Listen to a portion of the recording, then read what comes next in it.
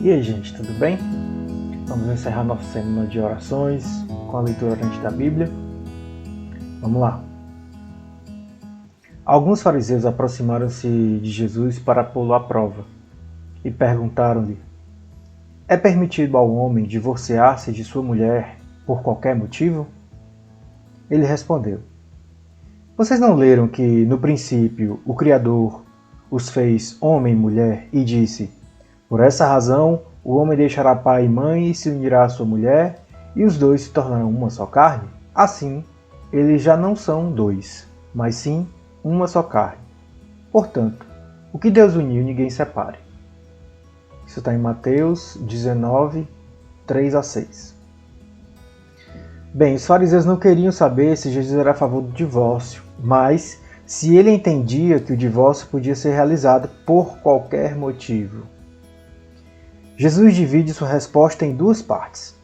Na primeira ele diz algo como: não, eu não sou a favor do divórcio porque o projeto original de Deus para o casal é indissolúvel. O que Deus uniu ninguém pode separar, muito menos o homem. Jesus faz referência a Gênesis, o livro que narra a criação de todas as coisas, e narra que Deus criou o ser humano, Adão, como macho e fêmea, à sua imagem e semelhança. Note que a semelhança de Deus não está nem no macho, nem na fêmea, mas em Adão, o ser humano.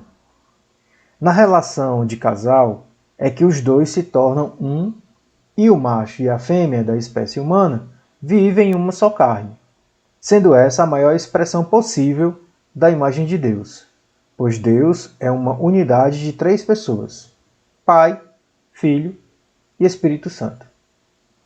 É por isso que o casal é sagrado. A experiência de casal é singular, na qual o Deus Trino compartilha sua unidade com o ser humano.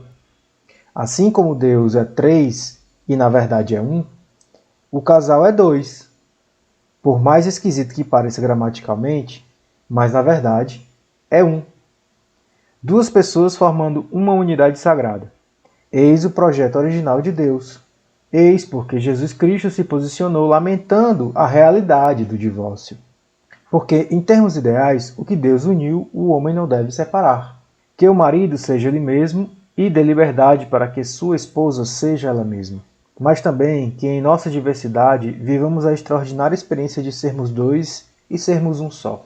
É sempre muito difícil falar de temas moralistas ou que tendem ao moralismo, principalmente com fundamento religioso.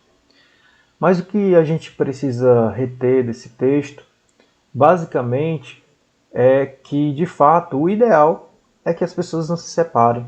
O ideal é que os casais, quando decidam estabelecer uma união, uma unidade, se tornar uma só carne, elas perseverem nessa decisão. A propósito, tem que ser uma decisão muito bem pensada. Como exemplo, a gente pode até falar na formação de um padre. Um padre, vocês bem sabem, ele não casa, ele não tem a relação matrimonial. E para uma pessoa hoje em dia se tornar padre, ela precisa de um período de pelo menos 6 a 7 anos de discernimento, de formação no seminário.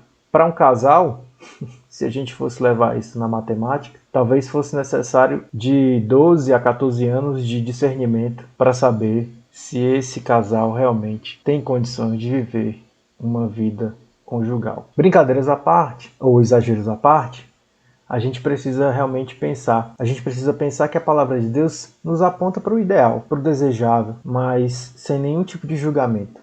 Aqueles que não puderam cumprir, perseverar, porque estavam tornando a vida do outro ou a própria vida algo completamente insuportável, de fato, isso não é vontade, não é querer, isso não é intenção de Deus. Que o Senhor nos ensine, nos dê discernimento.